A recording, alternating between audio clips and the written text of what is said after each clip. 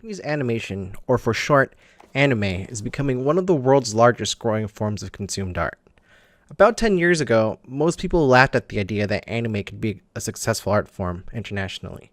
But with the acquisition by the Walt Disney Company and an international box release, Hayao Miyazaki's Princess Mononoke showed the world the brilliance of this art form and that it will be here to stay for generations. I encountered Princess Mononoke in the beginning of my summer vacation in 2002. It was one of the few times I was allowed to stay up late, so like any kid who had nothing to do at night, I sifted through different channels until I was captivated by this battle of a man on a horse against hundreds of oversized boars.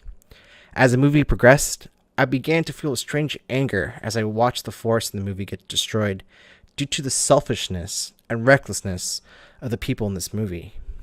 At the end of the film, I felt relief and happiness because the main character had his curse lifted and the forest begins to regrow. It was the first time I remember ever getting worked up and emotional about anything that didn't deal with my personal life. This is my favorite form of media for several reasons. I'd never seen so much action and fighting in the form of animation. I always thought action had to be reserved strictly for movies. The characters in this movie looked like what people would look like in feudal Japan. They weren't over dramatized or they weren't cartoons. Drama was supposed to be saved for soap operas, yet here I am worrying about if the main character will ever see Princess Mononoke again.